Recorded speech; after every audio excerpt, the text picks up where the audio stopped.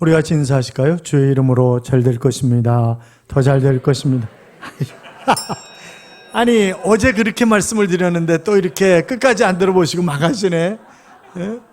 주의 이름으로 잘 될 것입니다. 더 잘 될 것입니다. 끝없이 잘 될 것입니다. 다시 인사하겠습니다. 주의 이름으로 잘 될 것입니다. 더 잘 될 것입니다. 끝없이 잘 될 것입니다. 아멘. 틀림없이 잘 되시되 끝없이 잘 되실 줄로 믿습니다. 우리가 어제 사명 따라 살아야 된다 하는 그런 얘기를 하면서 첫째는 우리의 사명이 뭐라 그랬죠? 죄송해요. 제가 어제 설교를 잘못해가지고 다 잊어버리셨네 벌써. 하나님의 영광을 위하여 그랬죠?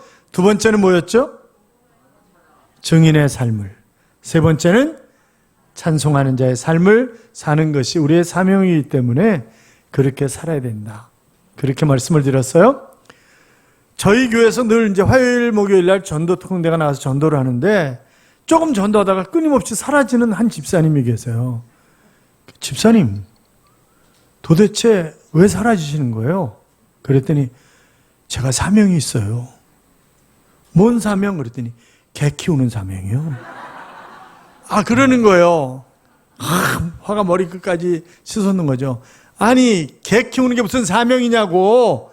그리고 제가 막 뭐라 그랬어요. 그런데 개 그러니까 얼른 생각나는 게 있어요. 옛날에 그 여성살롱 인민국회라고 하는 그런 프로그램이, 라디오 프로그램이 있었습니다. 혹시 기억나세요? 연세 드신 분들은 아마 기억나실 거예요. 제가 이제 그 군대를 가는데, 이제 공군을 갔어요. 공군을 가는데 70년대인데, 이제 그거를 듣고 거기 이제 주소도 나오고 뭐 이름도 나오고 그래요. 그래서 편지를 써가지고 답장이 제일 늦게 오는 사람이 점심을 사내기를 이제 한 거죠. 통닭 사내기를. 그리고 보냈는데 다른 사람은 다 편지가 오는데 저는 안 오는 거예요. 그러더니 어느 날 편지가 왔어요. 그러면서 뭐라 그러냐면, 충국 씨, 우리 집에 애미가 개를 낳는데, 강아지를 낳는데 2마리를 낳았어요. 그러면서 이름을 좀 지어주세요. 그래서 제가 답장을 보냈죠. 요새 공짜가 어딨냐고. 그랬더니 답장이 왔어요. 그러면 이름을 안 지어줘서 자기가 이름을 지었다는 거예요. 그러면서 한 마리는 충, 한 마리는 국 이렇게 지어가지고 밥을 줄 때마다 충구가 일로 와서 개밥 먹어라 이런다는 거예요. 참, 그러더니 면회를 왔어요. 통닭을 2마리 사가지고 면회를 와가지고 편지가 답장이 늦어서 통닭을 사셨죠. 그래서 제가 2마리를 사왔어요. 그런데 이 여자분이 얼마나 적극적인지 모르는 거예요. 겁나가지고 나 약혼한다고 끊었어요. 그냥. 그 사람이 갑자기 생각이 나네. 중국 계림에 가면 가마우지라고 하는 새가 있습니다. 새 이름이 뭐라고요? 가마우지. 그런데 훈련된 가마우지가 서너 가족이 먹고 살 수 있는 물고기를 잡아오는 거예요. 그래서 훈련된 가마우지의 값은 황소보다 더 비싸답니다. 그런데 훈련되지 않은 가마우지는 오리보다도 더 싼 거예요. 그러니까 훈련되느냐 안 되느냐에 따라서 완전히 다른 거죠. 여러분, 이렇게 연초에 재직 세미나로 우리를 훈련시키시는 것은 하나님이 멋지게 사용하시고 내가 복 있는 삶을 살아가도록 하기 위해서 하나님이 우리를 훈련시켜 주시는 줄로 믿습니다. 미국 애리조나주 피닉스에서 열린 세미나에서 곳곳에서 온 800명의 CEO들이 있었습니다. 그런데 세미나를 주최한 게리 스몰리가 바이올린 하나를 들고, 여러분, 이 바이올린이 얼마나 갈 것 같으세요? 보니까 목이 부러져 있는 거예요. 줄도 하나밖에 없는 거예요. 그래서 막 웃으면서 그게 무슨 값이나 하겠냐고. 그거 뭐 고쳐봤자 10달러에서 20달러면 많이 주는 거지 뭐 그걸 누가. 그랬더니 그래요? 그러면서 제가 한번 그 안에 뭐라고 써 있는지 한번 읽어드릴게요. 그러면서 1723년 안토닌 스트라디바리우스. 이거는 최하 가격이 30억. 그리고 비싼 건 300억 정도 하는 거예요. 바이올린이. 진짜인지 아닌지 한번 구경해 보시라고. 그리고 이제 앞에 있는 사람한테 넘겨줬어요. 이랬더니 뭔 폭탄을 받는 것처럼 덜덜덜. 아니 뭐 이게 뭐 10달 날아가겠어요? 뭐 이랬던 사람들이 덜덜덜 떨면서 야 봐봐 뭐라니까 이러면서 넘겨주는 거예요. 여러분, 누가 만들었느냐에 따라서 상은 완전히 달라지는 거예요. 그런데 이사야 49장 16절에 보시면 내가 너를 내 손바닥에 새겼고, 하나님이 그렇잖아요. 내가 같이 한번 읽어보실래요? 내가 너를 내 손바닥에 새겼고 너의 성벽이 항상 내 앞에 있나니. 자, 하나님이 나를 손바닥에 새겼다고 하니까 옆에 사람과 다시 인사하겠습니다. 그대는 명품 중에 명품입니다. 그렇잖아요. 하나님이 만드신 명품이니까 명품 중에 내 손바닥에 서겠다, 그렇게 말씀을 하셨습니다. 사사기 1장을 보면 가나안 정복을 이제 주관했던 이 여호수아가 죽는 그런 장면이 1절에 나옵니다. 사람들은 영웅이 죽으면 어떻게 하나 그렇게 생각을 하는 거죠. 여러분에게 물어볼까요? 내가 죽으면 가정이 제대로 돌아갈까요? 안 돌아갈까요? 여러분 죽으면 여러분의 가정이 잘 돌아갈까요? 안 돌아갈까요? 절대 잘 돌아갈 리가 없다, 이렇게 대답하고 싶으시죠? 이경주 목사님이 돌아가시면 우리 제일교회가 잘 돌아갈까요? 안 돌아갈까요?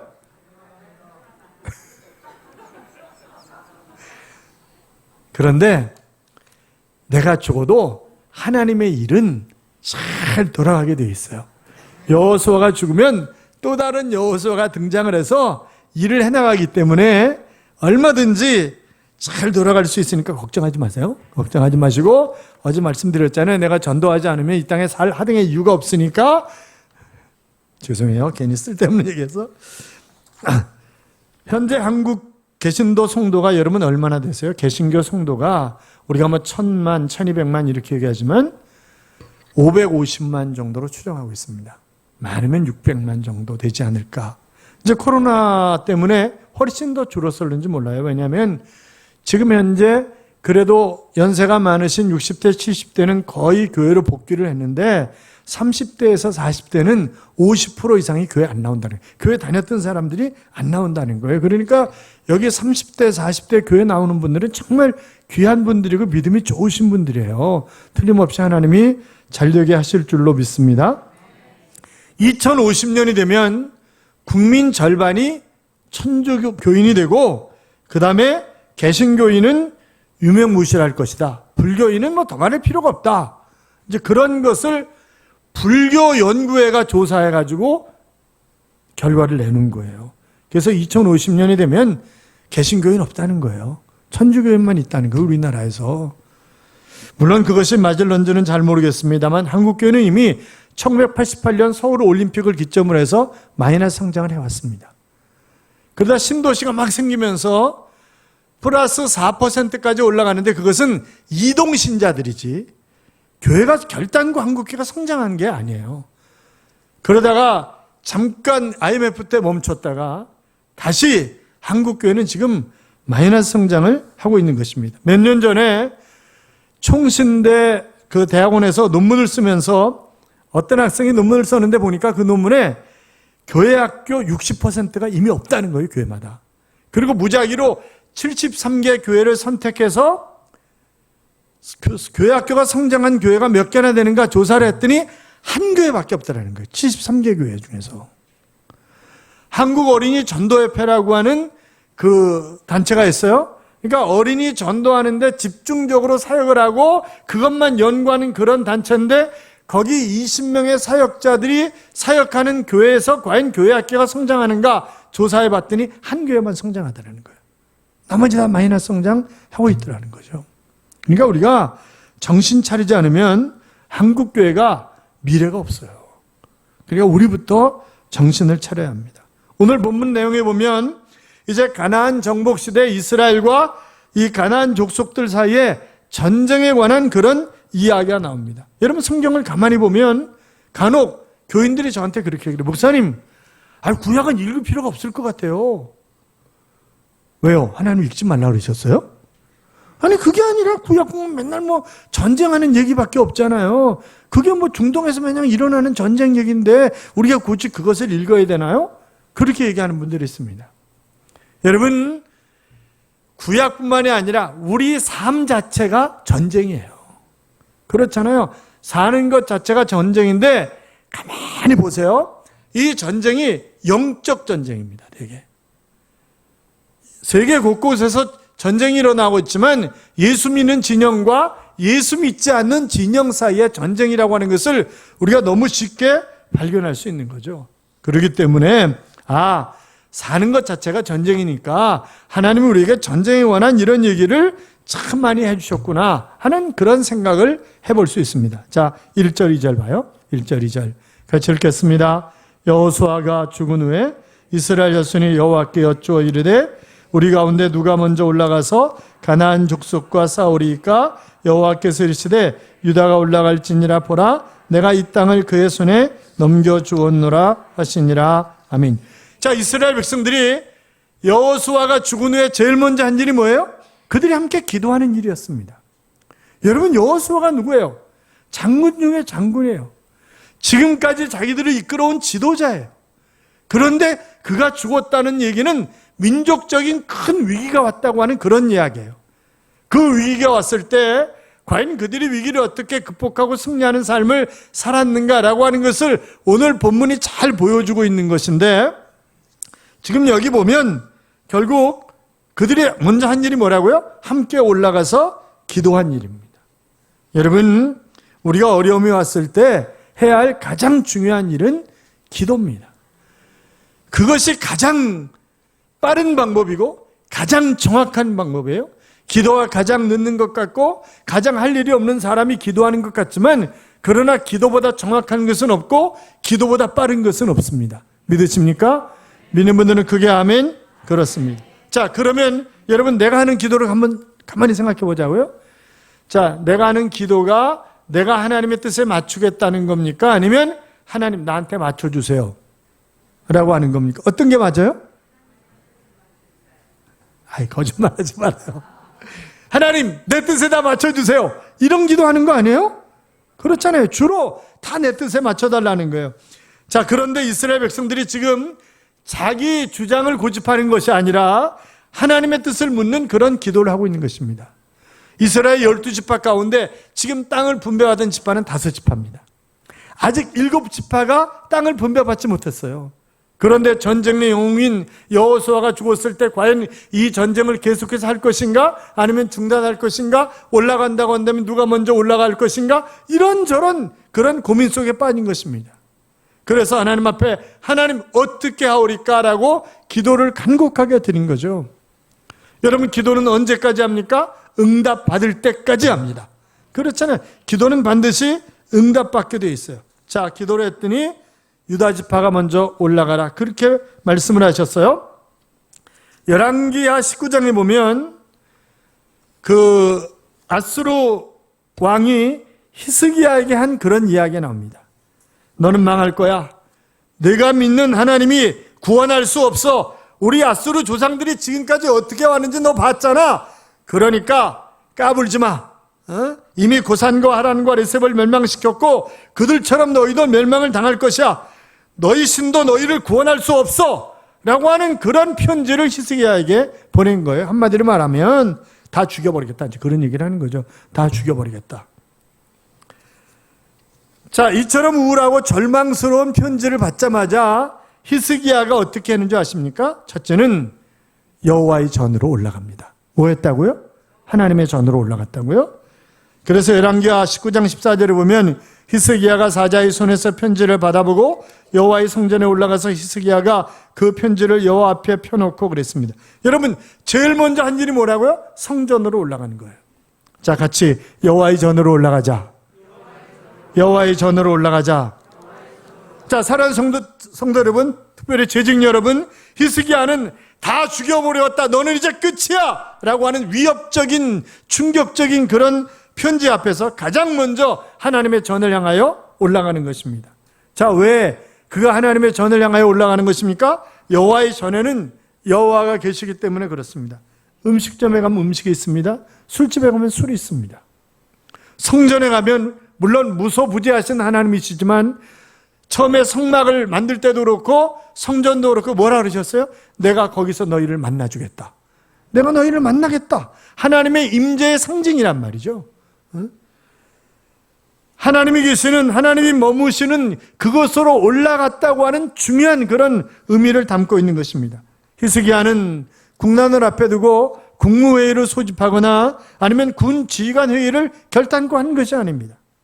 대신 그는 성전에 올라갔습니다. 여러분, 전쟁의 때에 정전터로 나가지 아니하고 바로 성전으로 올라가는 것은 바로 영국의 엘리자베스의 말대로 1사단의 병력보다 기도의 위력이 훨씬 더 강하다라고 하는 것을 굳게 믿고 있었기 때문에 그는 지금 성전으로 올라간 것입니다. 사랑하는 재직 여러분, 절망의 편지를 받아들게 되었을 때 제일 먼저 찾아가야 할 곳은 바로 하나님 앞입니다.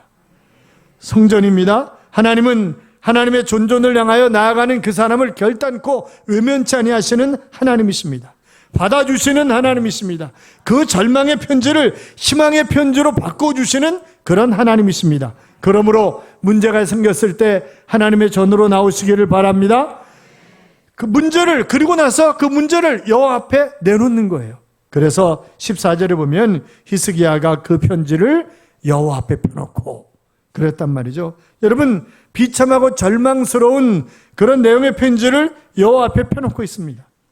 아니, 펴놓지 않으면 하나님이 모르시기 때문에 펴놓고 하나님 제발 좀 보세요, 그렇게 하는 것입니까? 아니요. 우리의 내면까지 불꽃 같은 눈동자로 우리를 감찰하고 계시는 그런 하나님이십니다. 그런데 히스기야가 왜 이렇게 비극적인 내용의 편지를 하나님 앞에 펴놓는 것일까요? 하나님이 그 내용을 모르실까 봐 봐달라고 한 것이 결단코 아닙니다. 다 아시지만 하나님 좀 보세요.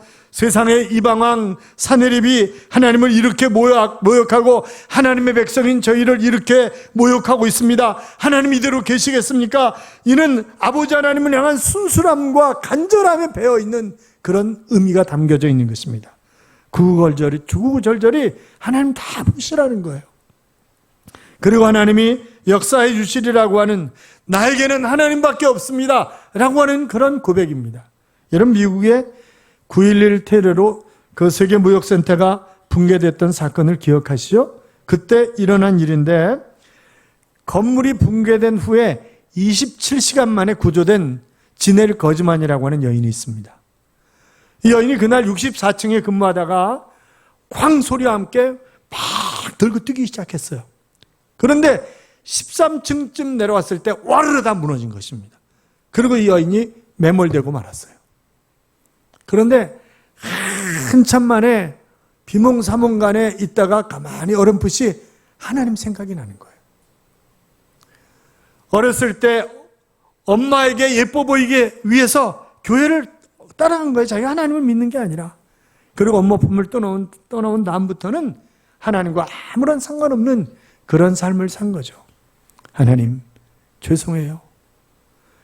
그런데 제가 이렇게 죽으면 저 지옥 갈 수밖에 없잖아요. 그러니까 하나님, 지금 이 시간 저를 만나주세요. 저 구출해달라고 하지 않겠어요. 제가 하나님 만나고 천국 가면 더 이상 바랄 게 없어요. 그리고 막 기도하는 거예요. 그러다가 잠깐 잠이 들었는데 불빛이 보이더라는 거예요. 그래서 누구세요? 그랬더니 그 불빛이 또 사라지더라는 거죠. 그러다가 그가 이제 그 기도하면서 하나님을 만났어요. 하나님, 제가 이제 하나님을 만났기 때문에 저 죽어도 여한이 없습니다. 이제 천국 갈 것이기 때문에 저 걱정이 없어요. 그러고 있는데 불이 다시 비치더라는 거예요. 누구세요? 그랬더니 제가 움직일 수가 없어요. 다리도 끼어 있고요. 다 끼어 있습니다. 그랬더니 걱정하지 마세요. 조금 있으면 구출해 드릴 거예요. 제 손을 잡으세요. 그렇게 얘기를 하더라는 거죠. 그러면서 누구신데요? 그랬더니 예, 저는 폴입니다. 제 이름은 폴이에요. 그러면서 그 폴이라고 하는 사람이 인도하는 대로 해서 발이 빠져나오고 이러면서 건중을 당했습니다. 그러니까 막 기자들이 막 그에게 달려들어가지고 어떻게 살아날 수 있었냐고 막 그래서 이런저런 인터뷰를 하고 난 후에 소방대원 가운데 폴이라고 하는 사람을 찾았습니다. 그런데 소방대원 가운데 폴이라고 하는 이름을 가진 사람은 없었습니다. 그러면 그 폴이 누구겠냐 말이죠. 그 폴이 하나님이 보내신 사람 아닐까요? 그렇잖아요. 사랑하는 여러분, 우리가 기도하면 우리 눈에 하나님이 보이시지 않지만 그러나 하나님은 우리를 보고 계십니다. 우리가 하나님을 만질 수 없지만 하나님은 우리를 붙잡아 주시는 하나님이십니다. 오늘 그 하나님을 향해 여러분의 그 절망의 편지를 펼쳐 놓으시기 바랍니다. 그럴 때 하나님이 절망의 편지를 희망의 편지로 바꿔 주실 줄로 믿습니다. 자, 그리고 히스기야가 간절히 기도하는 거예요. 그래서 15절에 보면 그 앞에서 히스기야가 기도하여 이르되 그룹들 위에 계신 이스라엘 하나님 여호와여, 주는 천하만국의 홀로 하나님이시라. 주께서 천지를 만드셨나이다. 그렇게 고백을 합니다. 15절부터 19절까지 히스기야의 기도 내용을 보면 여호와여, 하나님이여, 주여 라고 하는 표현을 계속해서 반복해서 고백하고 있는 것을 우리가 볼 수 있습니다. 사랑하는 재직 여러분, 진정한 기도는 하나님 도가 아닙니다. 오직 하나님만입니다. 하나님이 하실 수 있으면 그게 아닙니다. 하나님만이 하실 수 있습니다 라고 하는 그런 고백이 우리의 고백이 되어야 될 줄로 믿습니다. 오늘 히스기야의 기도는 바로 그런 하나님만이 하실 수 있다고 하는 그런 믿음에 찬 기도였습니다. 그리고 16절에 그의 간절한 기도와 같이 결국 히스기야는 하나님께서 아수르를 멸하시겠다고 하는 그런 담대한 약속의 말씀을 듣게 되는 것입니다. 히스기야에게 하나님은 동일하게 우리의 하나님이신 줄로 믿습니다. 그분은 우리의 모든 문제에 키를 가지고 계시는 그런 하나님이십니다. 그분을 바라보시기 바랍니다. 미국의 유명한 한국인 암 전문 의사였던 원종수 박사님을 여러분 기억하시죠? 완치율이 높다고 하는 소문 때문에 사람들이 너무 많이 밀려오는 거예요. 늘 새벽에 깨어서 기도했는데 새벽부터 환자들이 밀어닥치니까 어떻게 기도할 수 있는 시간이 없는 거죠. 그러니까 하나님하고 협상을 했습니다. 하나님, 제가 새벽 기도 못하는 대신에 돈으로 왕창 헌금을 할 테니까 그거하고 기도하는 거하고 까부시게 하게 해주세요. 이제 그렇게 기도를 하는 거예요. 하나님 그거 바꾸게 해달라고 돈으로 대신 떼우겠다고 그랬더니 하나님이, 야 정수야, 나는 너하고 연애하고 싶어. 나는 너하고 교제하고 싶어. 그러시더라는 거예요. 그래서 자기가 회개했다고 그렇게 간증문을 써놨더라고요. 동부제천교회라고 하는 교회가 있습니다. 제천에 가시면 이제 이용식 목사님이 개척하셨던 교회인데 그분은 2014년 3월 12일 날 하나님 품으로 가셨어요. 그 딸 이은희 목사님이라고 있습니다. 그런 그 모건대학 음대 교수를 지녔고 지금 미국에서 목회를 하고 계신데 이제 아주 개차만했던 거예요. 공부는 열심히 하는데 믿음이 없는 거죠. 그래가지고 고등학교 때 여러분 속지 마세요. 우리 아빠한테 속지 마세요.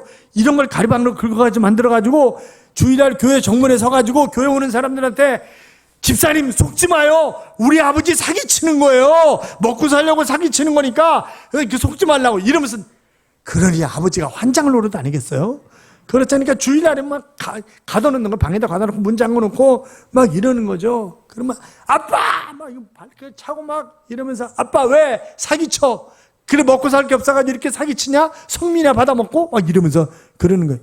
야 임마, 내가 먹고 살려면 계속 선생질을 했지. 선생님이셨었거든요. 내가 왜 목사가 됐겠어?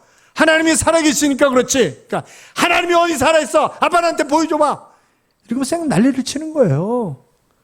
그러다가 피아노를 잘 치니까 결국 서울대 피아노과를 들어갔어요. 그리고 집이요 안녕. 그리고 이제 집에 안 오는 거예요. 그런데 2학년 때 희귀병에 걸린 것입니다. 희귀암에 걸린 것이에요. 병원에 가니까 의사가 이거는 지금까지 나타난 적도 없고 고치는 방법도 없고 이거는 어떻게 할 수 없는 거다. 그러면서 내가 만약 죽으면 그 시신을 나에게 주라. 그러면 내가 300만 원을 너한테 주겠다. 너 길게 살아야 몇 달 못 산다. 그렇게 얘기를 하는 거예요. 그래서 그렇게 하기로 하고 300만 원을 받았대요. 그리고 실컷 먹은 거죠.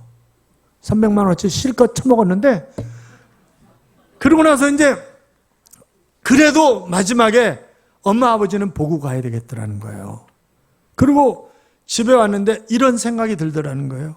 우리 아버지가 그렇게 얘기했던 천국, 우리 아버지가 그렇게 얘기했던 하나님, 그분이 살아계시고 그분이 천국을 만들어 놓으셨다고 한다면 나는 어디로 가는 걸까? 그런 생각이 들더라는 거죠. 그래서 반주자한테, 피아노 전공자니까, 집사님 나 알잖아요, 어떻게 살아왔는지.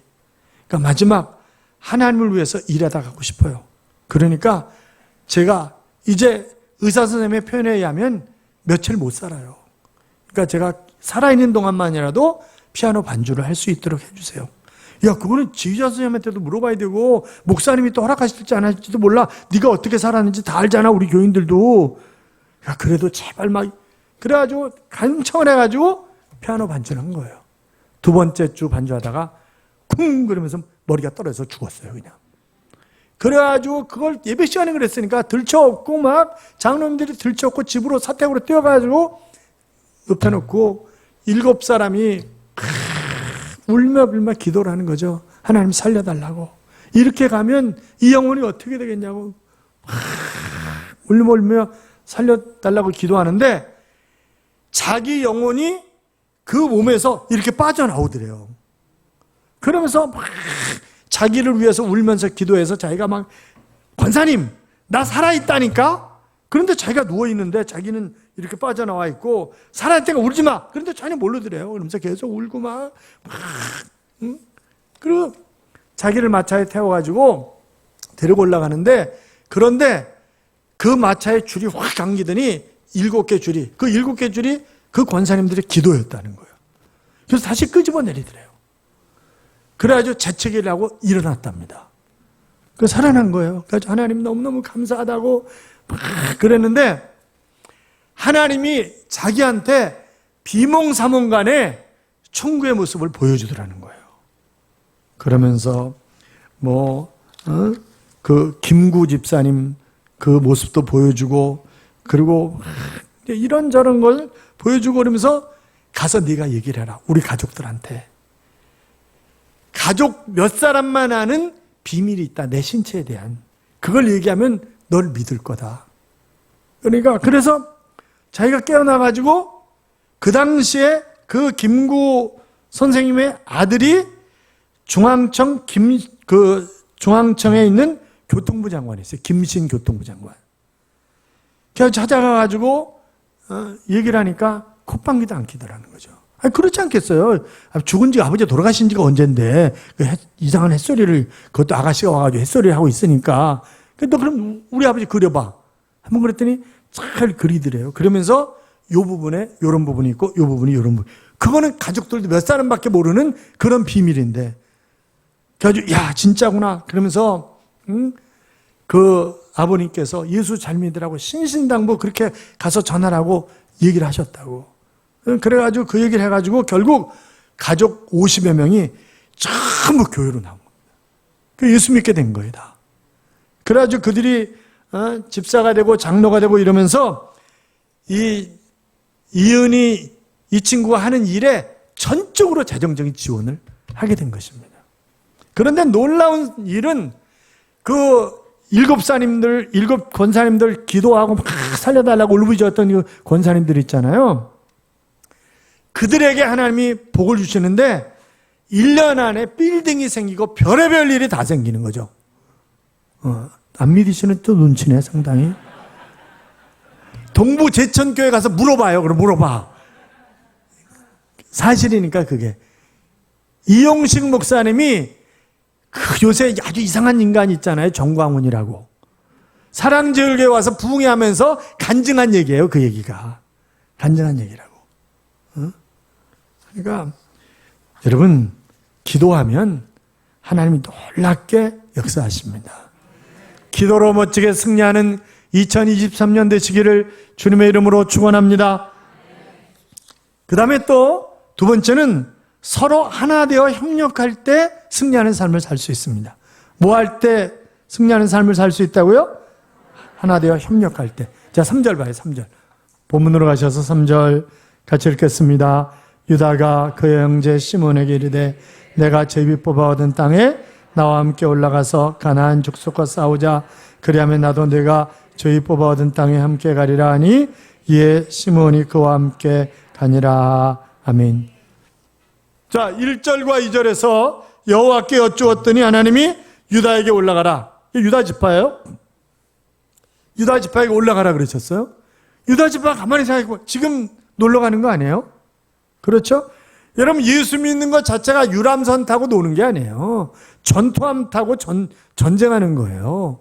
그렇잖아요. 아니, 지금 이들이 뭐 전쟁을 제대로 치러봤어요? 뭘 해봤어요? 가나안 7족속은요, 얼마나 전쟁에 능한 그런 사람들인지 몰라요. 그런데 지금 유다 지파가 같이 갈래? 시므온 지파 이렇게 얘기하는, 같이 갈래?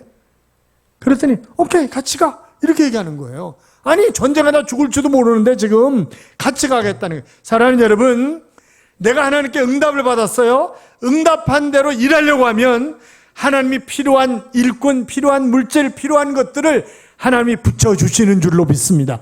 그걸 아주 단적으로 보여주는 거예요. 여러분, 우리가 살아가면서 순종하여 서로 협력할 때 하나님이 놀라운 역사를, 그러니까 서로 협력하라는 얘기가 성경에 수도 없이 나오잖아요.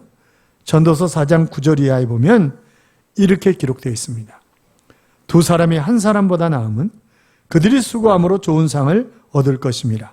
혹시 그들이 넘어지면 하나가 그 동물을 붙들러 일으켜려니와 홀로 있어 넘어지고 붙들어 일으킬 자가 없는 자에게는 화가 있으리라.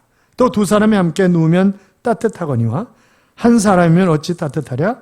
한 사람이면 패하겠거니와 두 사람이면 맞설 수 있나니 세 겹줄은 쉽게 끊어지지 아니하느니라. 그랬습니다.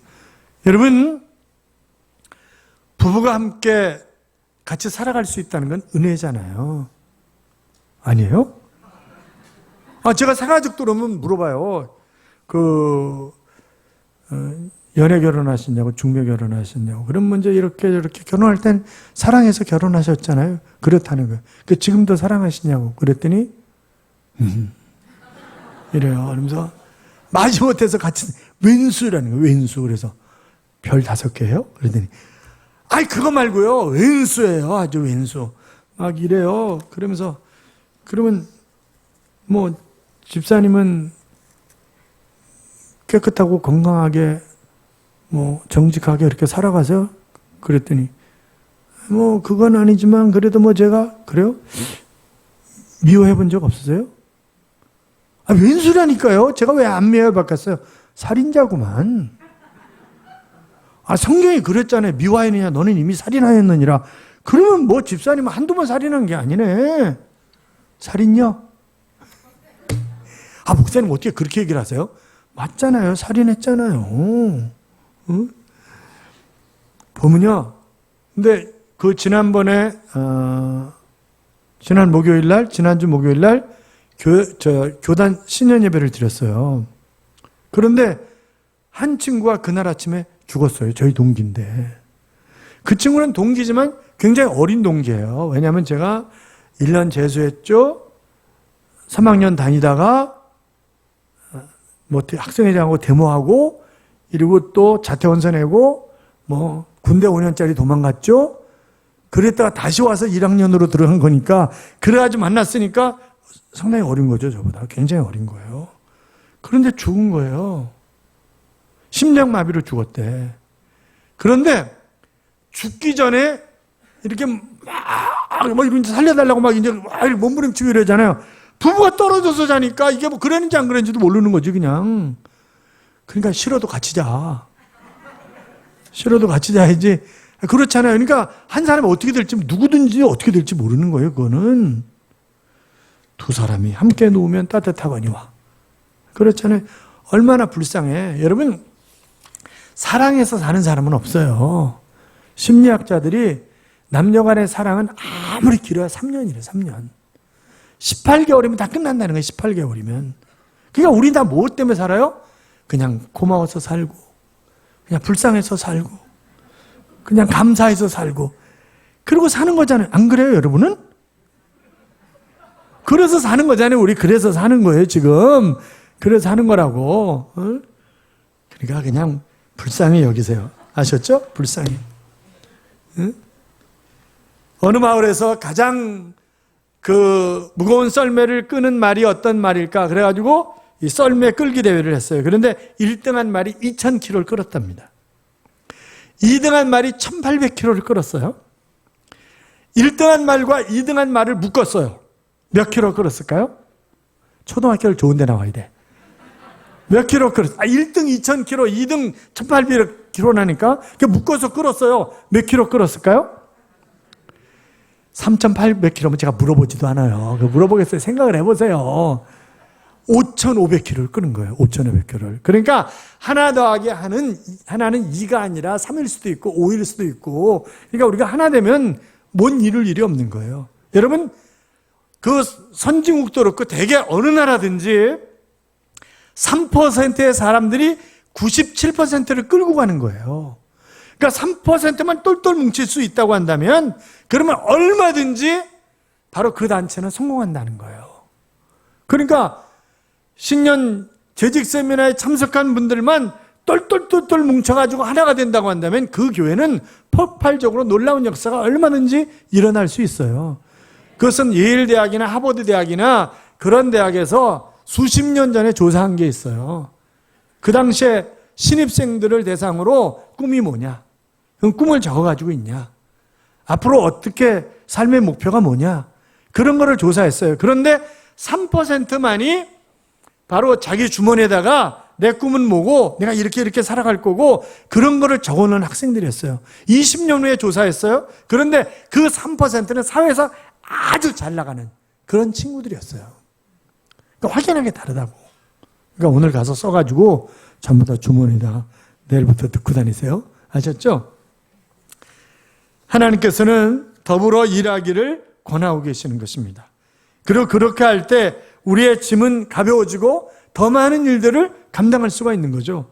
출애굽기 17장을 보면 이스라엘 백성이 출애굽해서 이제 홍해를 건너서 르비딤에 도착을 했잖아요. 그런데 아말렉 족속이, 에돔 족속이잖아요, 이게. 아말렉 족속이 뒤통수를 딱 치는 거예요. 아주 비겁하게. 그래서 여호수아를 중심으로 군대를 편성을 해가지고 나가서 싸우고 모세는 산에 올라가서 기도를 하는 거예요. 그런데 모세가 손을 들면 아말렉 사람들이 추풍나기처럼 쓰러져. 그런데 팔순이 넘은 노인이 계속 손 들고 있을 수는 없는 거잖아요. 손만 내리면 또 이스라엘 백성들이 추풍나기처럼 쓰러져. 그래가지고 아론과 훌이 결국 손을 붙잡고 하루 종일 이 손이 내려오지 않도록 해서 결국 아말렉과의 전쟁에서 승리했다 하는 그런 이야기가 나온다고요. 여러분, 그러니까 모세의 큰 손이 있었다고 한다면 아론과 훌이라고 하는 작은 손이 있었기 때문에 전쟁에서 승리를 가져올 수 있었던 것이지, 모세만 있었다고 한다면 결단코 승리할 수 없었던 거예요. 그러니까 여러분의 담임 목사님만 계시면 결단코 승리할 수가 없어요. 여러분이 아론과 훌이 되어가지고 오른팔 왼팔을 붙잡고 버팅겨줘야, 그래야 멋지게 승리할 수 있는 것이지. 믿으십니까? 그렇게 해야 된다고. 그렇게. 저희 교회는요, 지금 이제 몇 분 은퇴하시고 15분의 장로님이 계세요. 이분은 제가 은퇴하는 날 동시에 다 은퇴야. 그래서 우리는 같이 살고 같이 죽는다. 그러니까 나이 훨씬 젊은 그런 장로님이 있죠. 그것도 같이 은퇴하는 거예요, 다. 왜? 그렇게 약속을 한 거니까. 그렇게 약속을 했어요. 그래서 동시에 다 은퇴. 그러니까 아주 잘해요, 저한테. 같이 은퇴하는 거니까. 지난 35년 가까이, 이제 35년째거든요, 지금 개척한 지. 그런데 35년 가까이 장로님들이 저한테 한 번도 아닙니다, 목사님. 다시 한번 생각해 보시죠. 그런 얘기를 해본 적이 없어요. 목회는 어차피 목사님이 연구하시고 하시는 건데 목사님 원하시는 대로 하세요. 그리고 저희한테 어떻게 해라 이렇게 지시만 하시면 저희가 최선을 다해서 협력하겠습니다. 그게 우리 장로님들이에요. 그래서 제가 어디 가면 보고 싶어서 물어. 정말이에요. 그러니까 교회를 향해서 새벽에 일어나서 기도하고, 그리고 장로님들이 보고 싶다고 늘. 응? 그러니까 한 번은 저희는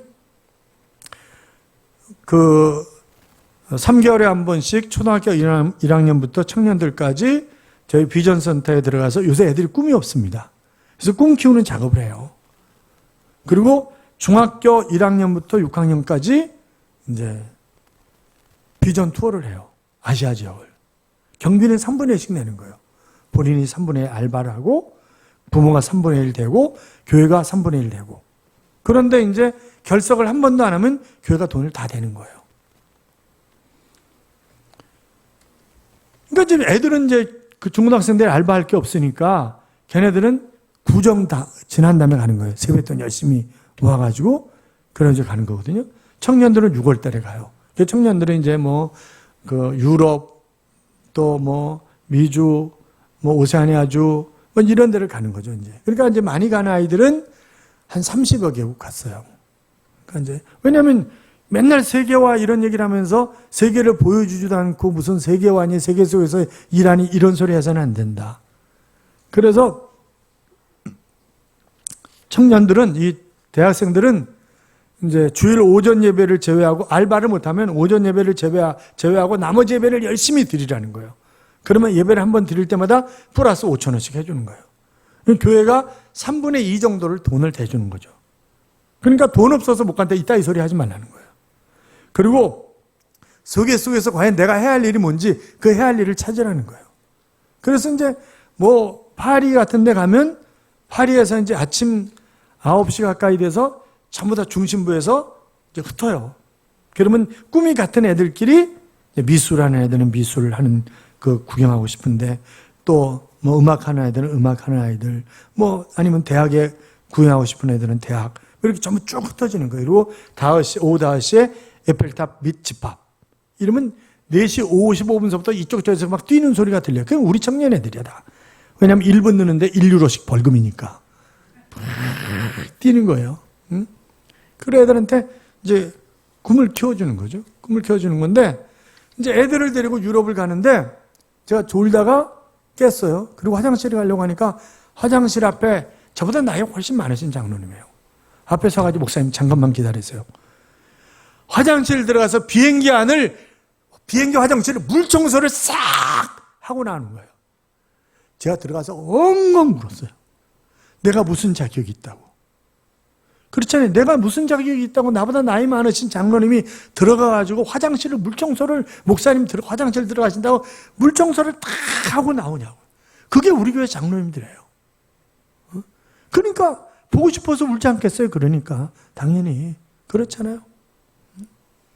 너무 감사하죠. 그런 분들하고 같이 사역할 수 있다는 게 너무너무 감사한 거예요. 저는. 그래서 하여튼 동시에 은퇴. 왜? 세술은 세부대. 그래서 제가 안수하고 세운 장로님들은 싹 다 은퇴하는 거예요. 그래서 처음에는 우리 다 같이 교회 떠나자. 그래서 다 같이 떠나자. 왜? 있으면 간섭하고 싶거든요. 다 같이 떠나자. 그랬더니 요새는 뭐라 하냐면 목사님 제발 그러시지 말고 나이 들어가지고 어느 교회로 갑니까? 그러니까 제발 좀 그냥 다니기만 해주세요. 뭐 이러고 이러세요. 만들어라 그러면. 그런데 하여튼 은퇴는 다 은퇴야. 응? 여러분 지금 우리가 보면 늘 위대한 그런 인물들 뒤에는 협력하는 사람들이 있었어요.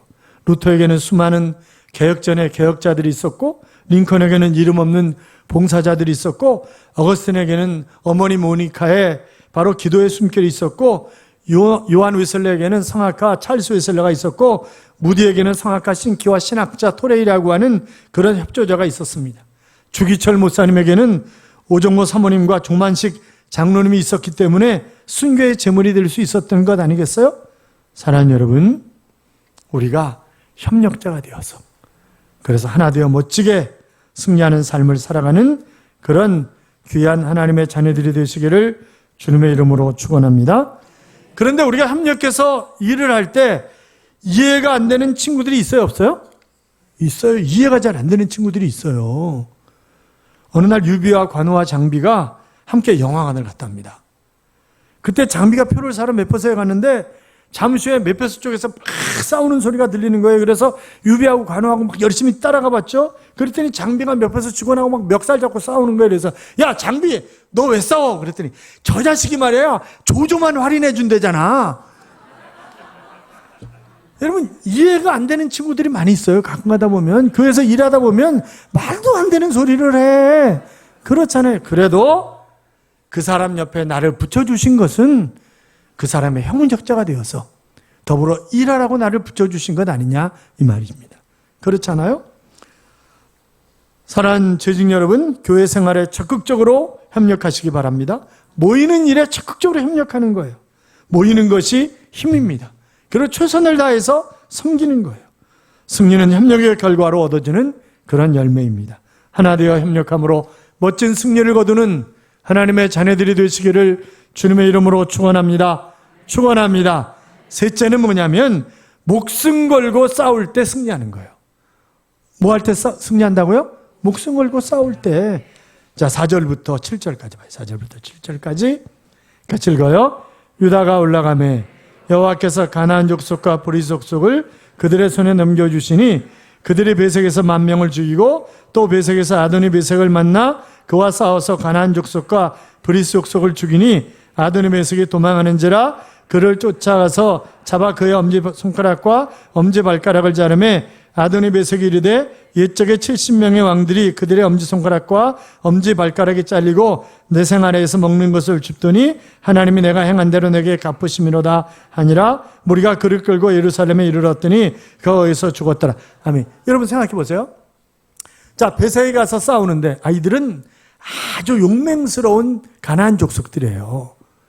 그런데 그들과 싸워서 10,000명을 죽였다? 여러분 대충 싸워가지고 10,000명 죽일 수 있어요? 아니요. 생명 걸고 싸운 거예요.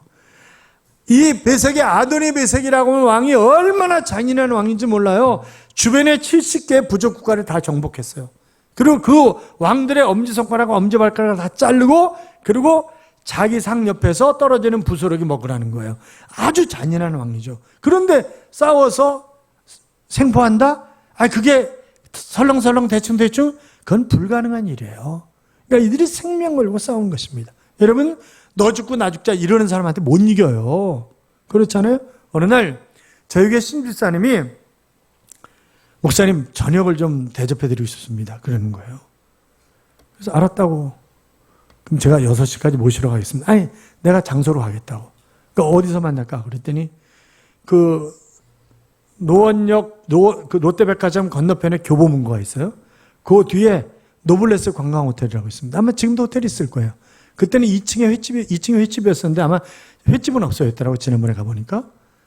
거기서 만나잖아요. 알았다고 내가 6시까지 가겠다고. 가서 이제 한참 회를 먹는데 누가 문을 노크를 해요. 그러니까 들어와. 그러니까 이제 시커먼 양복에 스포츠 머리를 한 조그만 친구가 들어오더라고요. 야, 우리 교회 담임 목사님이셔. 절해. 그러니까 절을 하더라고요. 그러니까 뭐라냐면 목사님, 목포파 두목입니다.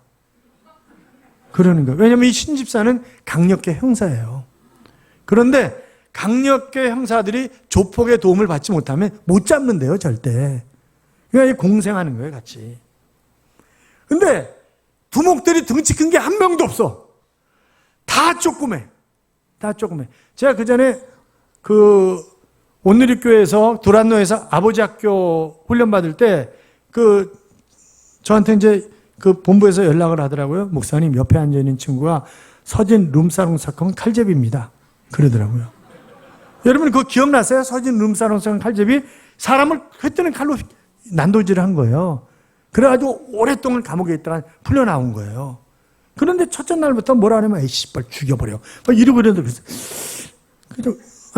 누굴 죽인다는 거냐고 그랬더니 제 마누라가 있는데요. 이 펜네가 애들을 내팽개 치고 제주도로 도망가 있다는 걸 자기가 알았다는 거예요, 지금. 그래서 지금 아버지 학교 끝나면 가서 죽여버린다는 거예요. 그 아버지 학교는 왜 왔냐 그러니까 대신에 자기 아들 둘을 어느 교회 여전사님이 맡아서 키워줬다는 거예요. 그런데 여전사님이 마누라 죽이는 건 다음에 죽이고 먼저 아버지 학교 한 다음에 가서 죽이라 그랬대요. 그래서 아버지 학교 먼저 하고 그 다음에 갈 거라는 거예요. 그러면서 그러는 거예요. 그래서 그러냐고 그러고 이제 유심히 지켜봤어요. 근데 그 친구도 등치가 조그매. 등치가 조그매요. 그러더니 셋째 주, 넷째 주 가니까 변하더라고요. 그래서 제가 잘못한 것 같습니다. 제 마누라한테 가서 무릎 꿇고 빌어야 될 것 같습니다. 이렇게 바뀌더라고요. 그런데 제가 조폭들 많이 만나봤어요. 그래가지고. 그런데 다 조그매. 그러니까 그 신집사가 저한테 뭐라 해요. 목사님, 이 친구들이요. 조그만데 물면 안 놔요. 그러니까 물면 안 놓는다는 거예요. 한 번 잡으면 죽을 때까지 안 놓는다는 거예요. 그러니까 못 이기는 거예요, 그들한테. 그러니까 여러분, 우리가 주님의 일도 마찬가지죠. 생명 걸고 해야 이기는 거지. 그냥 설렁설렁 대충 전도도 설렁설렁 대충 되죠? 안 돼요. 여러분이 여쭤볼까요? 생활 설계사들이 보험 하나 가입시키는 것과 우리가 나가서 전도해서 등록시키는 거 어떤 게 더 쉬울까요? 그것도 통계낸 게 또 있어요. 어떤 게 더 쉬울까요? 생활 설계사가 보험 가입하는 게 훨씬 더 쉽다. 이렇게 대답하고 싶으시죠? 아니야. 전도하는 게 훨씬 더 빠르다는 거예요. 이게 전도 등록카드 받는 것이 훨씬 더 이 보험 하나 가입시키는 것보다 훨씬 더 빠르다는 거예요. 그러니까 그들도 생명 걸고 하잖아요. 그러니까 3번 전화하고 포기하면 그건 안 되는 거예요. 할 때까지, 가입할 때까지 하는 거지. 할 때까지. 그래서 1년에 자동차를 몇백 대씩 판 친구들도 많잖아요. 그들 얘기 들어보면 끝까지 관리를 하는 거예요. 끝까지. 손주 생일까지 알아내서 하는 거예요. 끝까지.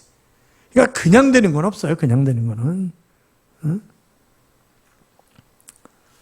사랑하는 여러분, 우리가 광야 같은 세상을 살아가면서 정말 힘있게 능력있게 살아가려면 아주 생명 걸고 주님의 일을 하는 거예요. 그래야 나에게 승리라고 하는 열매가 주어지는 것이지, 그렇지 않으면 결단코 승리라고 하는 열매는 주어지지 않습니다.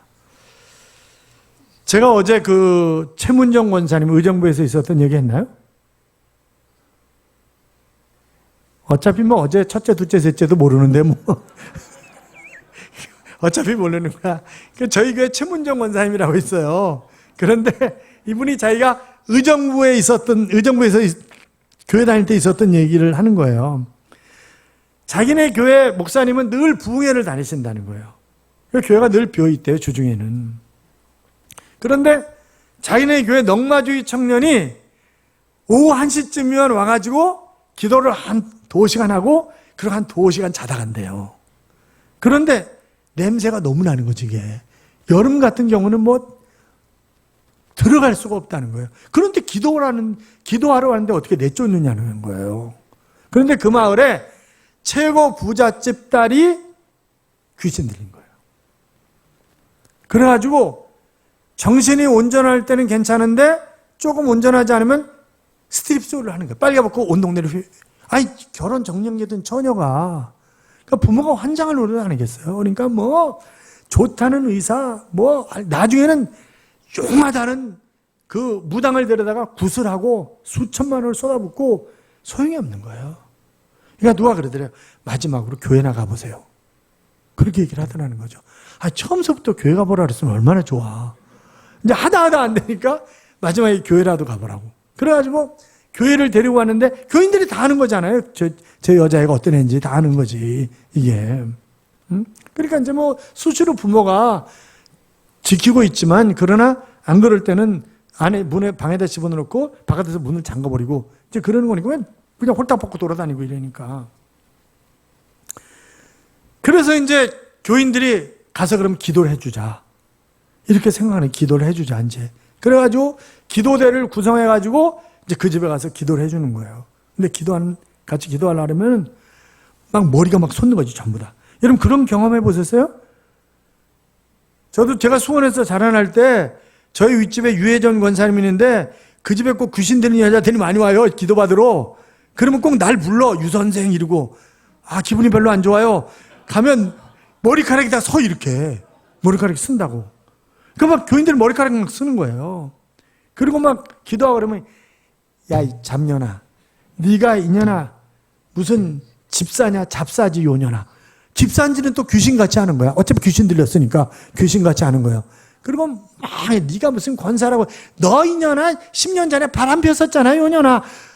환장하는 거예요. 거기 갔다 아주 개망신을 당하고 오는 거예요. 전부 기도하러 갔다 개망신. 그러니까 기도하러 갈 사람이 없는 거예요. 그러다 가만히, 우리 교회에서 기도 제일 많이 하는 사람이 누구지? 가만히 생각해보니까 넉마주의 청년이지, 넉마주의 청년. 그래서 그를 데리고 기도하러 간 거예요, 이제. 그때 여자가 달달달 떨면서, 왜 오셨어요? 제가 여기 들어와서 3대째 살고 있는데 왜 오셨냐고. 그러니까 제3의 목소리로 얘기하는 거지. 제3의 목소리로 막 달달 떨면서. 그래가지고 이 청년이 와가지고 예배를 드리고 가면 일주일은 온전해. 일주일 계속 예배 드리면 한 달이 온전해. 한 달이. 그러면 일평생 온전하려면 어떻게 되는 거예요? 결혼해야 되는 거지, 결혼. 그래서 결혼을 시켰어요. 그래서 워낙 부자잖아요, 워낙 부자. 그래서 대형 슈퍼를 차려준 거예요. 그리고 그 부인은, 그 처녀는 그래서 결혼하고 카운터를 보는 거예요, 슈퍼에서. 남자는요, 맨날 전도하러 다니고, 기도하러 다니고, 야, 그런 수지도 맞더라고, 기도하니까. 그러니까 우리가 하나님의 일을 하면 기도하고, 전도하고, 하나님의 영광을 위해서 살고, 승리하려고 몸부림치고 이러면 하나님이 우리를 도우신다니까요. 시온의 대로를 여십니다. 그래서 우리가 멋지게 승리를 해야지 그냥 대충 설렁설렁 살아갈 수는 없잖아요. 그래도 재직인데 그렇잖아요. 그래도 하나님이 쓰시려. 여러분, 일이라는 단어와 축복이라는 단어가 어원이 같습니다.